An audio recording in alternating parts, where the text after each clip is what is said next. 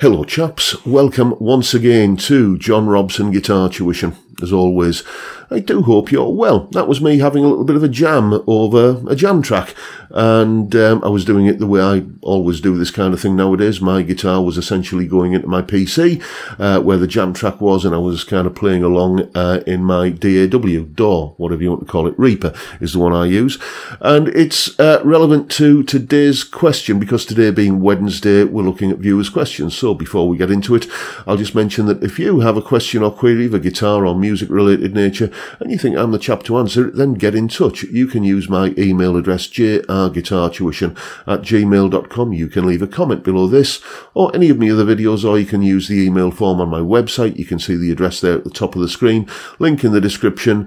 Just tell me what's on your mind. One chap who did exactly that is called Chris, and this was his question. Hi there, John. I'm not sure if this is the way you want people to message you for ideas on lessons we'd like to see upload, so apologies if I've used the wrong channel. To cut a long story short, I'm one of the many intermediate players out there, I think, and I'd love to learn how to play my music through my computer, along with backing tracks and drum backing tracks, etc. Even have a go at recording at some point. I currently use a Boss Katana amp sat near my PC and play along to things on the computer. I have seen people using these DAW pieces of kit, etc., and I like the idea of what they are. I guess what I'm asking, pal, is could you knock together a video explaining what the gear is about and how it's supposed to be used, etc. Thank you for all the lessons, mate. I have been a subscriber for a good while now, and you've really helped me with my guitar journey. If I ever see you around, I'll either buy you a beer or give you a good old handshake, and thanks. So, basically, as I said earlier, playing your guitar through your PC. What do you need? How do you use it? How do you set it all up? What do you need to do to get cracking? Well, here's a little bit of a look at the various bits and pieces of hardware and software that are going to come in handy. Let's begin by looking at the hardware you're going to need. Obviously, one of these will come in handy. Computer, laptop, PC, whatever. I'm assuming you've already got one of those. But you do need some manner of connecting your guitar to it, and that's where one of these is an essential piece of kit, an audio interface. This is the one I use, a Behringer UMC22 Euphoria. Not the most expensive one. In fact, it's one of the least expensive ones you can find. Others are available, but this one does everything I need, and it's never let me down, so why pay more?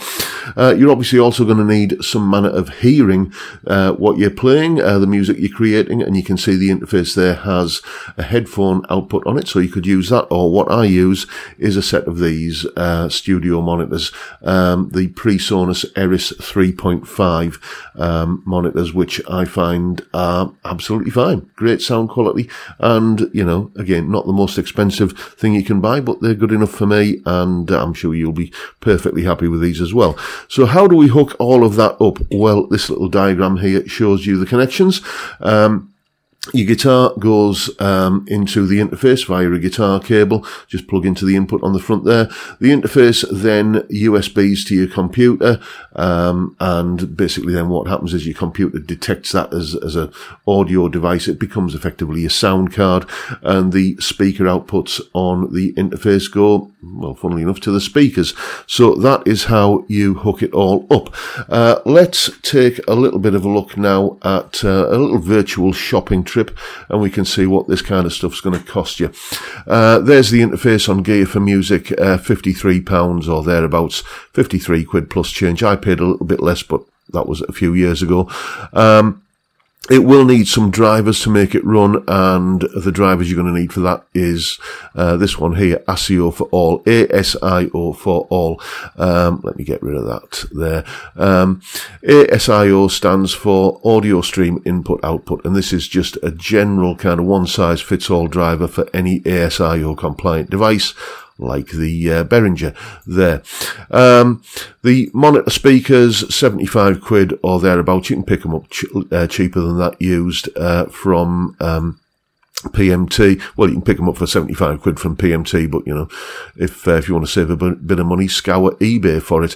And then there is the DAW that I use, Reaper, and you get a 60-day free trial with it, and then after the 60-day free trial, you can either purchase it, so the discounted license is $60, whatever that works out to in your local currency.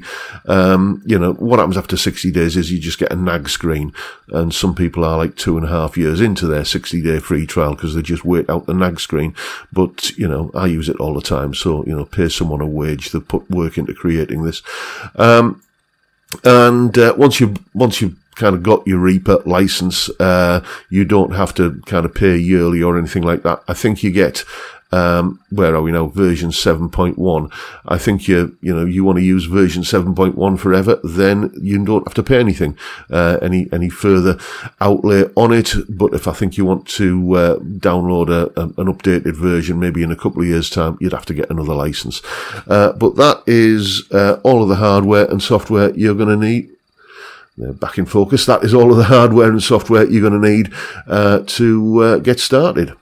So once you've got all of that downloaded, installed and bought and hooked up and set up and everything, what do you do with it? Well, what I do with it is I just take the recording output from my amp, the Blue Guitar Amp 1, and that goes straight into the input of that little Behringer interface, and I'm ready to go.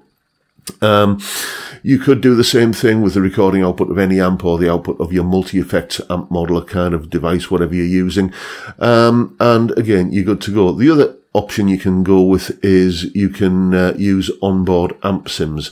So I'm just going to cover a little bit of that in this next segment here, where we're going to be looking at the various settings and, you know, kind of how you need to set it all up and which boxes to tick and which options to choose when you're setting up the software. It goes like this. Okay, so this is what Reaper looks like once you've got it installed.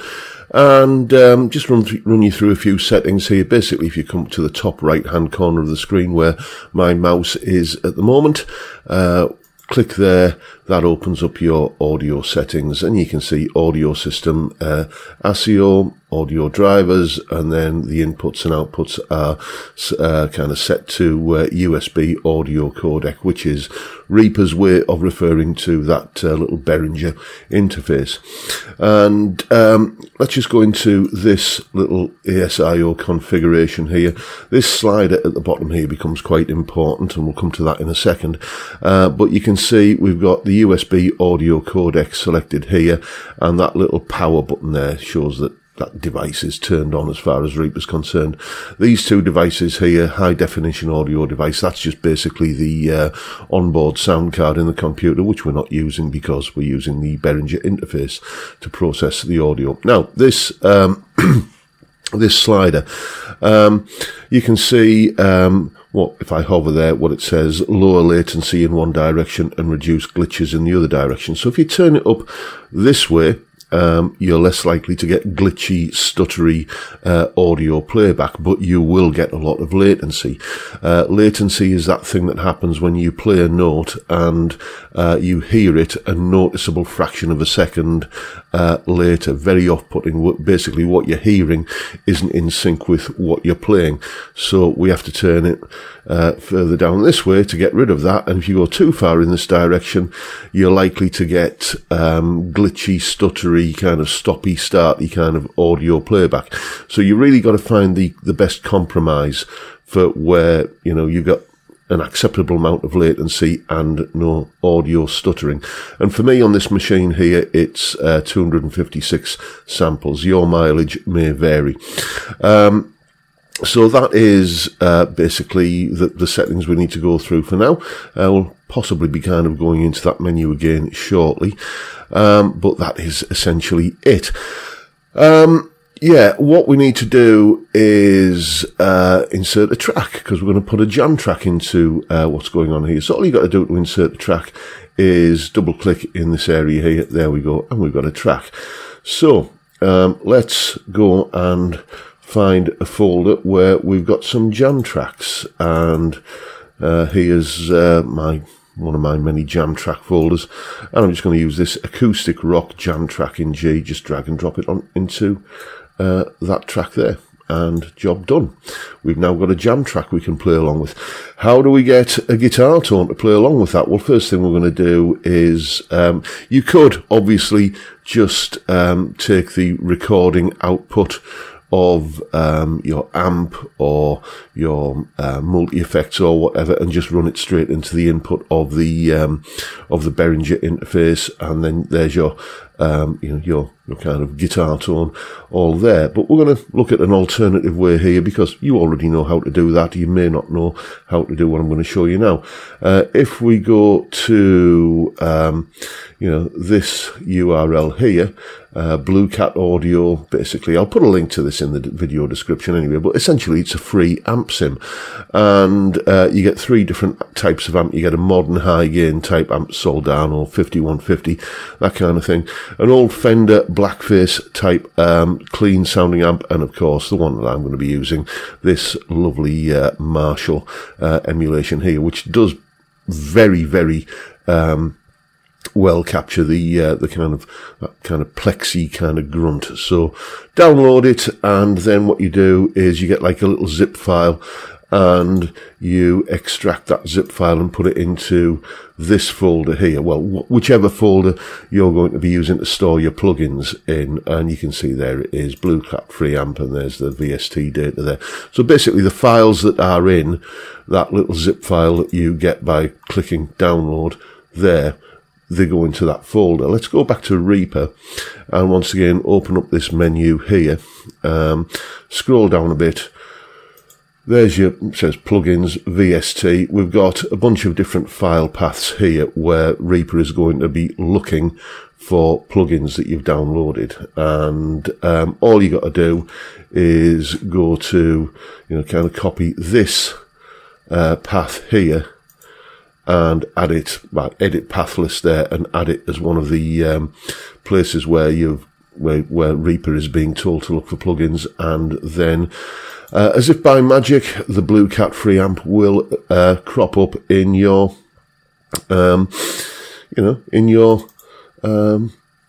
effects that are available for any track. So we'll just add in another track there.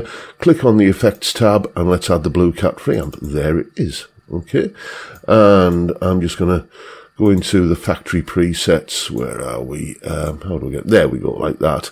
and go for classic drive. There we go. And you can see that gives me a very kind of martially looking front panel, and it gives a very martially kind of sound as well. Maybe we want to add a little bit of delay to that. So again, all I'm doing here is, let's come out with this and show you from scratch. Go into the effects tab on the track and go add, and then we've got a bunch of effect types that come with Reaper. This rear delay here, just click on that and choose your preset. I'm going to add a little bit of slap back. I always find the wet sound, it's a little bit too strong, so I'm just going to take the wet signal down a little bit there like that, just to kind of calm it down a little bit. And maybe I want a little bit of reverb as well, so we can go into reverberate. Again, another native plugin to Reaper, and again, presets down here. I find this discrete room is a nice kind of room reverb. And there we go. We've now got a guitar tone set up that you're going to be hearing in a moment. What we need to do, though, is just arm the track to record by pressing that little button there. And I'll turn around and grab a guitar. I'm not plugged in. Bear with me a second.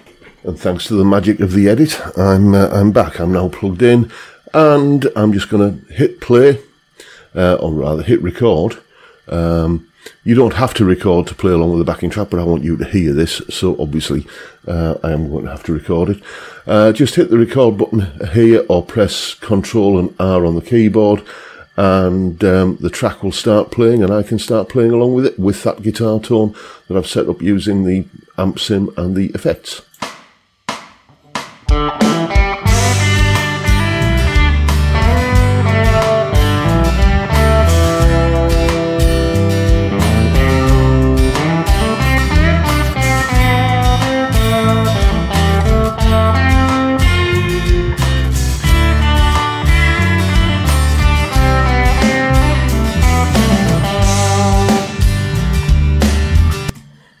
And there we have, you know, a nicely recorded guitar part, you know, with, I think, a convincing guitar tone happening. So that is what, you know, Reaper can do for you. That's how you can just play along with a jam track through your computer and have some fun. So there you have it. That's hopefully all making some kind of sense. I'll also just mention that Blue Cat preamp there takes pedals really well. You could just basically, if you've got want a little bit more of a gainy sound, you could just plug your guitar into your favourite drive pedal and take the output of that, go into the interface, and then you're effectively driving that Blue Cat preamp with a pedal, and it works fine. Done it a few times over the years, and it's you know, it gives pleasing results. So as I say, hopefully that all that makes sense, and you found this little video useful and informative. And if that's the case, please hit the subscribe button and the notification bell if you haven't already done so.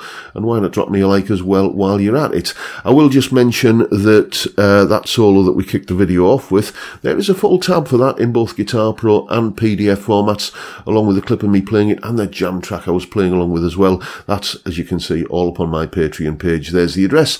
Link in the description. As I'm sure you know by now, $3 or £3 a month gets you access to all of these additional goodies that go along with these YouTube videos. But that is very much the video for today, folks. As I said, you know, if you've enjoyed what you've seen, like, comment and subscribe. And don't forget the live stream every Friday, 5 PM UK time, where we drink beer and talk music and guitars and whatever else crops up. A great way to kick off the weekend, and I'd love to see you there if you can make it. But for now, I'll bid you all a good day and say thank you so much for watching. Thank you for your time. Look after yourselves, folks. Stay well, stay safe, and above all, stay sane. Bye for now.